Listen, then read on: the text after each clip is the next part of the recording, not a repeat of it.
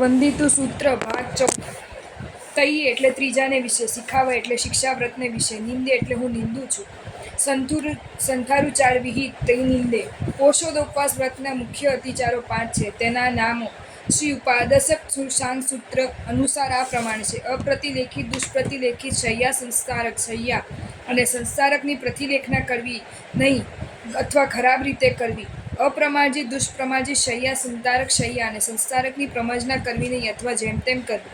અપ્રતિલેખિત દુષ્પ્રતિલેખિત ઉચ્ચાર પ્રગમન ભૂમિ વડીનીતિ અને લઘુનીતિ માટેની જગાનું પ્રતિલેખન કરવું નહીં અથવા જેમ તેમ પ્રતિલેખન કરવું. અપ્રમાર્જિત દુષ્પ્રમાર્જિત ઉચ્ચાર પ્રસવન ભૂમિ વડીનીતિ અને લઘુનીતિ માટેની જગાનું પ્રમાર્જન કરવું નહીં અથવા જેમ તેમ પ્રમાર્જન કરવું. અન્નનું પાલનના પોષદ વિધિપૂર્વક બરાબર કરવો નહીં. સંસ્તાર અને ઉચ્ચાર ભૂમિના પ્રતિલેખન અને પ્રમાર્જન રૂપ વિધિમાં પ્રમાદ કરવાથી પ્રથમના 4 અતિચારો ઉત્પન્ન થાય છે અને ભોજન તથા શરીર સત્કાર આદિના વિચારો કરવાથી વિધિનું વિપરીત્ય તથા વ્રતના અનુનું પાલન ના થાય છે. એ રીતે શ્રી ઉપાસદશાંગ સૂત્રમાં વર્ણવેલા 5 અતિચારોનો સમાવેશ આ ગાથામાં થાય છે. અહીં પ્રમાદના પ્રસંગથી કે ક્રોધ આદિ અપ્રશસ્ત ભાવનો ઉદય થવાથી પોષોદપવાસ નામના ત્રીજા શિક્ષા વ્રતને અતિચારો વડે વિડાદ્યું હોય તેની આલોચના કરું છું. તેમાં સંસ્થારાની પડિલેહનની વિધિમાં પ્રમાદ, સંથારાના પ્રમાર્જન વિધિમાં પ્રમાદ, લઘુનીતિ અને વડીનીતિ માટેની ભૂમિની દ્રષ્ટિ પ્રતિલેખન આદિ વિધિમાં પ્રમાદ, ઉચ્ચાર ભૂમિના પ્રમાર્જન વિધિમાં પ્રમાદ અને ક્યારે પોષદ પૂરો થાય અને સ્વચ્છેદાય ભોજન આદિ કર્યું ઇત્યાદિ પ્રકારે પોષદમાં ભોજનની ચિંતા કરવા રૂપ પોષદ વિધિનું વિપરીતપણું. એ પ્રમાણેના 11 પોષોદપવાસ નામના વ્રતના અતિચાર વિશે દિવસ દરમિયાન જે કંઈ અશુભ કર્મ બંધાયો તે સર્વેને હું નિંદું છું. અવતરણિકા. હવે ચોથા શિક્ષાવ્રત અતિથિ સંવિભાગ નામના 12મા વ્રતનું સ્વરૂપ અને પ્રમાદ તે વિશે લાગતા 5 અતિચારોનું પ્રતિક્રમણ જણાવાય છે. સચિત એટલે સચિત વસ્તુઓની વિશે, નિખીવણ એટલે નાખવામાં, નિક્ષેપ એટલે મૂકવું, નાખવું તેની ક્રિયા, તે નિક્ષેપણ તેના વિશે, પીણે એટલે ઢાંકવામાં, ઢાંકણ કરવામાં, અપી પ્લસ ઢાંકવું તેની ક્રિયા, તે અપિધાન પીઢાન ઢાંકણ તેના વિશે, અપિધાનમાંથી અનો લોપ થાય છે. વવ એસ મચ્છર એટલે બહાનું કાઢવામાં અને અદેખાઈ કરવામાં, વ્યપદેશ અને મત્સર તે વ્યપદેશ મત્સર તેના વિશે, વિઅપદેશ બહાનું કાઢવું તે પરથી વ્યાપદેશ બહાનું કપટ, એક વસ્તુ પોતાની હોય છતાં બીજાની કહેવી કે બીજાની હોય છતાં પોતાની કહેવી તે વ્યપદેશ. મત્સર બીજાના સુખનો દ્વેષ કરવો કે સંપત્તિ કે લાભને સહન ન કરવો તે મત્સર. ચેવ એટલે તે જ રીતે. કાલેકમ દાણે એટલે કાલેકમ દાણે કાલ વીતી ગયા પછી દાન આપવાને વિશે, કાલનો અતિક્રમ તે કાલાતિક્રમ તેમાં દેવાનું દાન તે કાલાતિક્રમ દાન તેના વિશે. કાળ શબ્દથી અહીં સાધુનો ભોજનકાળ અથવા મુનિનો ગોચરી સમય સમજવાનો છે. કાલસ્ય સાધુ ભોજન કાલસ્ય તેનું અતિક્રમણ કરવું એટલે ઉલ્લંઘન કરવું, અર્થાત સામાન્ય રીતે સાધુની ગોચરીનો જે સમય હોય તેથી ઘણો અગાઉનો કે ઘણો પાછળનો સમય પસંદ કરવો તે કાલાતિક્રમ, તેમાં જે દાન ભિક્ષા અપાય તે કાલાતિક્રમ દાન કહેવાય તેના વિશે. ચોથી એટલે ચોથા, શીખાવે એટલે શિક્ષાવ્રતને વિશે, નિંદે એટલે હું નિંદું છું. આ ગાથામાં 12મા અતિથિ સંવિભાગ વ્રતના અતિચારોની નિંદા કરવામાં આવી છે. અતિથિ માટેના સંવિભાગ તે અતિથિ સંવિભાગ તે વ્રત તે અતિથિ સંવિભાગ વ્રત. જે તિથિ રહી છે તે અતિથિ, તેનો વિશેષ પરિચય આપતા શાસ્ત્રકારે કહ્યું છે કે તિથિ પર્વોત્સવા સર્વે યેન મહાત્મના અતિથિમ જમ વિજાનીયાચ્છમ મે ભાગ્યતમ વિદુ. જે મહાત્માઓ તિથિ અને પરના સર્વ ઉત્સવો તજ્યા છે તેને અતિથિ જાણવા. જો હર હંમેશ રાત દિવસ સતત ઉત્તમ પ્રવૃત્તિમાં જે એકાગ્રતા યુક્ત અનુષ્ઠાન કરવાવાળા હોવાથી જેમને તિથિ દિનનો વિભાગ નથી તે અતિથિ અને તે સિવાયના બીજાના અભ્યાગત પરોણા મહેમાન જાણવા. સંવિભાગ શબ્દ સમ અને વિભાગ એ 2 પદોથી બનેલો છે. તેમાં સમનો અર્થ સંગતતા કે નિર્દોષતા છે જે શાસ્ત્ર અનુસારી વર્તનથી ઉત્પન્ન થાય છે. વિભાગ વિશિષ્ટ વિભાગ પોતાના અર્થે તૈયાર કરેલા ખાનપાનનો અમુક અંશ સાધુએ 42 દોષોથી રહી ગોચરી કરવાની છે. તે આ પ્રમાણે: 16 ઉદ્ગમ દોષો, 16 ઉપાયણા દોષા, 10 એષણાઈ દોષા, 42 ઇય હવંતી.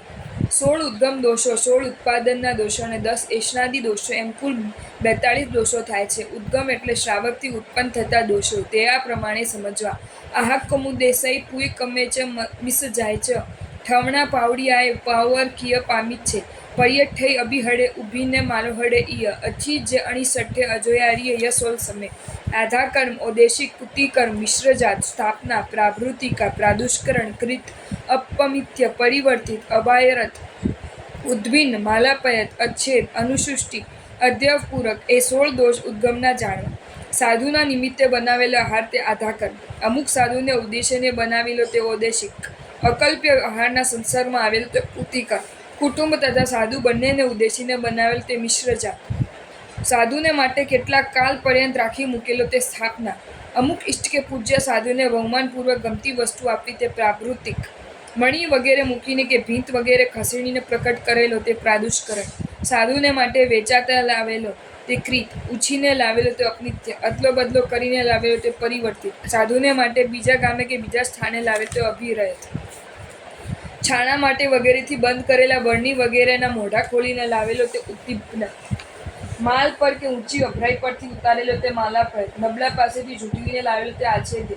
ભાગીદારોની સંમતિ વગેરે આપવો તે અનિષ્ટુષ્ટ. સાધુનું આગમન થયેલું જાણીને વધારે બનાવેલો તે અધ્યયપૂર્વક. કહ્યું છે કે નાય ગયાણમ કપિણી જાણમ અણપણાઈ વાયણમ દવાણમ દેશ કાલ શ્રદ્ધા સત્કાર કમ જુવમ પરાય ભક્તિએ આયણુગહ બુદ્ધિએ સંજાયણ દાણમ અતિહિમ સન્વિભાગો. ભાવાર્થ. સાધુને કલ્પે તેવા પ્રાસુક અને એશનીય ખાનપાન, વસ્ત્ર, ઔષધ વગેરે દેશ કાળ શ્રદ્ધા સત્કાર કર્મ પાત્ર વગેરેને ધ્યાનમાં લઈને ઉચ્ચ પ્રકારની ભક્તિ વડે કેવલ આત્મકલ્યાણની બુદ્ધિથી પંચ મહાવ્રતધારી મુનિરાજને જે દાન દેવું તે અતિથિ સન્વિભાગ કહેવાય છે. દેશ એટલે ક્ષેત્ર વિશેષ, કાળ એટલે સુકાળ વગેરે સમય, શ્રદ્ધા એટલે ચિત્તનો નિર્મળ પરિણામ, સત્કાર એટલે ઊભા થઈ સામે જવું, આસન પામવું, વંદન કરવું, પાછળ વળાવવું, જવું વગેરે ક્રિયા, ક્રમ એટલે ઉત્તમ વસ્તુ પ્રથમ આપીને સામાન્ય વસ્તુ પછી આપી તે જાતની યોજના, પાત્ર એટલે ગ્રહણ કરનાર વ્યક્તિ. આવો અતિથિ સંવિભાગ કરવાનું વ્રત અતિથિ સંવિભાગ વ્રત કહેવાય છે. તેનો સામાન્ય વિધિ આવશ્યક ચૂંટણી વગેરે ગ્રંથોમાં આ પ્રમાણે જણાવેલું છે. શ્રાવકે પોષણના પારણે મુનિરાજને અવશ્ય દાન આપવું અને પછી જ ભોજન કરવું. તે માટે ભોજનનો અવસર થાય એટલે ઉચિત વસ્ત્રાભૂષણ ધારણ કરીને મુનિરાજની વસ્તીવાળા સ્થાને જઈને પોતાને ત્યાં ગોચરીએ પધારવાનું નિમંત્રણ કરે. પછી ઉચિત વિધિ સાચવીને ઓછામાં ઓછા 2 સાધુ તેની સાથે જાય. જો તેઓ બેસે તો ઠીક, ન બેસે તો પણ તેમને યોગ્ય વિનય કર્યો ગણાય. ત્યારબાદ ભોજન પાણી વગેરે પ્રાસુક અને એશનીય વસ્તુઓ પોતાને હાથે જ વરાવે અને બીજા વરાવે તો પોતે ભોજન પાત્ર ધરી રાખે. મુનિરાજ પોતાને ખપ પૂરતું લે.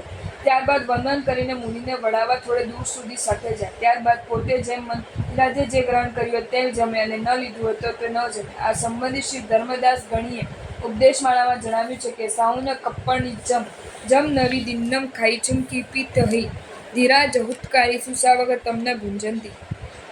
યશોક્ત વિધિ કરનારા ધીર શ્રુશ્રાવકો તે પારણાના દિવસે મુનિરાજને કલ્પનીય જે કોઈ પણ વસ્તુ કોઈ પણ રીતે આપી ન હોય તેવી વસ્તુનું ભોજન કરતા નથી. હવે જ્યાં મુનિરાજનો યજ્ઞ ન હોય ત્યાં શ્રાવકે પ્રથમ બારણે ઊભા રહીને કોઈ મુનિરાજ અકસ્માત આવે છે કે નહીં તેની રાહ જોવી અને વિશુદ્ધ ભાવથી ચિંતન કરવું કે જો આ વખતે મને મુનિરાજનો લાભ મળે તો કેવું સારું, તેનાથી જ મારો નિસ્તાર છે વગેરે. આ વિધિ પોષોદોપવાસના પારણાનો છે. એ સિવાયના દિવસે પણ મુનિરાજને દાન દઈને જમવું અથવા જમ્યા પછી પણ દાન દેવું. આ અતિથિ સંવિભાગ વ્રતમાં નીચે 5 વસ્તુઓ અતિચાર રૂપ લેખાય છે. સચિત નિક્ષેપ. મુનિરાજને દાન આપવા યોગ્ય વસ્તુમાં સચિત વસ્તુ નાખી દેવી. સચિત પિધાન. મુનિરાજને દાન આપવા યોગ્ય વસ્તુ ઉપર સચિત વસ્તુ મૂકી દેવી, તેનું ઢાંકણ કરવું. પરવ્યપદેશ. મુનિરાજને દાન આપવા યોગ્ય વસ્તુ પોતાની હોય છતાં પારકી કહે જેથી પારકી જાણીને મુનિ ગ્રહણ ન કરે, અથવા વસ્તુ પારકી હોય ને પોતાની કહે કે જેથી મુનિ તે વસ્તુ ગ્રહણ કરે. આ બંને વસ્તુ મુનિને માટે અકલ્પનીય હોય ને શ્રાવકને માટે અતિચાર રૂપ છે. માત્સર્ય એટલે મુનિરાજ જોઈ કોઈ વસ્તુ માંગે ત્યારે કોપ કરવો કે વસ્તુ હોવા છતાં ન આપવી તે માત્સર્ય છે. અથવા પોતાનાથી ઉતરતા કોઈ માણસને દાન આપતા જોઈને એમ વિચારે કે શું હું તેનાથી ઉતરતો છું માટે બરાબર દાન આપું, તો એ પણ માત્સર્ય રૂપ અતિચાર છે. કાલાતિક્રમ દાન એટલે મુનિરાજને ભિક્ષા આપવાનો જે કાળ છે તે વીતી ગયા પછી નિમંત્રણા કરવી એ કાલાતિક્રમ દાન નામનો અતિચાર છે. અહીં પ્રમાદના પ્રસંગથી કે ક્રોધ આદિ પ્રશસ્ત ભાવનો ઉદય થવાથી અતિથિ સંવિભાગ નામના ચોથા શિક્ષા વ્રતને અતિચારો વડે વિરાધ્યું હોય તેની આલોચના કરું છું.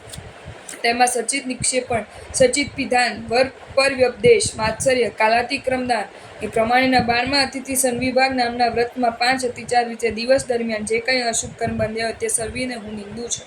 અવતરણિકા. હવે અતિથિ સંવિભાગ નામના 12મા વ્રતમાં સચિત નિક્ષેપણ ઉપરાંત બીજા અતિચારોનું પ્રતિક્રમણ જણાવાય છે. સુઈએસુ એટલે સુહિતોને વિશે, શોભણ હિતવાળા સાધુઓને વિશે, સુષ્ટુ સુંદર છે, હિત જેણું તે સુહિત તેઓને વિશે. અહીં હિત શબ્દથી જ્ઞાનાદિ રત્નત્રય સમજવાની છે. એટલે જે સાધુઓને જ્ઞાન દર્શન અને ચારિત્રમાં રસ છે તેઓ સુહિત કહેવાય છે. સુહ્ય શબ્દ સુખી તેવો સંસ્કાર પણ થાય છે. સુખિત એટલે સુખી. સુખ શક્તિ અહીં વસ્ત્ર પાત્ર આદિ ઉપદીનું બરાબર હોવું તે. દુઃયેસુ એટલે દુઃખિતોને વિશે. રોગથી કે તપશ્ચર્યાદિથી ગ્લાન બનેલા અથવા ઉપધીર રહિત તરીકે દુઃખી સાધુઓને વિશે. દુઃખ પામેલા તે દુઃખિત. અહીં દુઃખ શક્તિ વ્યાધિ તથા તપશ્ચર્યાદિથી ગ્લાન અસ્વસ્થ બનેલા અને ઉપધીર રહિત તરીકે દુઃખી સાધુઓને વિશે અર્થાત જેઓને કોઈ પણ રાગ થયેલો હોય, તપશ્ચર્યાથી ગ્લાન બનેલો અને જેમની પાસે વસ્ત્ર પાત્રાદિ ઉપધિ બરાબર ન હોય તે દુઃખિત કહેવાય છે. તેમના વિશે. જા એટલે જે, મેં એટલે મારા વડે, અસમંજેસુ એટલે અસ્વયંતોને વિશે, નહીં સ્વયત તે અસ્વયત તેમને વિશે, સ્વજાતે યત ઉદ્યમ કરનારા વિહરનારા, જેઓ પોતાની જાતે એટલે સ્વછંદે વિહારનારા નથી તેવા તાત્પર્ય કે ગુરુની આજ્ઞામાં વિચરનારા. અસમંજસુનો સંસ્કાર અસંયતેષુ પણ થાય છે. અસંયત એટલે સંયમથી ભ્રષ્ટ, સંયમથી રહિત, જેમ કે પાસત્થા આદિ સાધુઓ અને બ્રાહ્મણ વગેરે અન્ય લિંગીઓ. તેમના વિશે. જા એટલે યે, મેં એટલે મયા, મેં અનુકંપા એટલે કૃપા ભક્તિ કૃતા કરી, જે મેં ભક્તિ કરી. અહીં અનુકંપા શબ્દ ભક્તિ સૂચક અર્થમાં છે. અનુકંપા એટલે અનુકંપા, દયા, કૃપા, ભક્તિ. અનુકંપના કુંપા, અનુકંપુ હૃદયનું દયાળ થવું તે અનુકંપા. અહીં આ શબ્દ વિશિષ્ટ અર્થમાં છે, તેથી ભક્તિનો ભાવ પણ સૂચવે છે. જેમ કે આયળીય અનુકંપાએ, ગચ્છો અનુકંપાયો મહાભાગો, ગચ્છાનુકંપણાએ અવુચ્છિતિની કયાતિથસ્સ. આચાર્યની ભક્તિ કરવાથી પૂજ્ય એવી ગચ્છની જ ભક્તિ કરે છે તેમ જાણો, અને ગચ્છની ભક્તિ કરવાથી જીન શાસન રૂપ વિચ્છેદ અટકાવ્યો અથવા તીર્થ ટકાવી રાખ્યું તેમ જાણો. સુયેસુ, દુયેસુ અને અસમયેસુ એ ત્રણ વિશેષણો વિશેષ્ય સાઉસુ પદ જણાવ્યું નહીં હોવા છતાં અતિથિ સંવિભાગ રત્નો અધિકાર ચાલુ હોવાથી તે વિશેષ્ય અહીં અધ્યાહારથી ગ્રહણ કરવાનું છે. તેથી એ ત્રણ વિશેષણવાળા મુનિરાજોને વિશે મેં અન્નપાન વસ્ત્રાદિકનું દાન કરવા રૂપ એ ભક્તિ કરે તે ભક્તિ વિશે કહેવામાં આવે છે. રાગેણ એટલે રાગથી ભક્તિ કરો.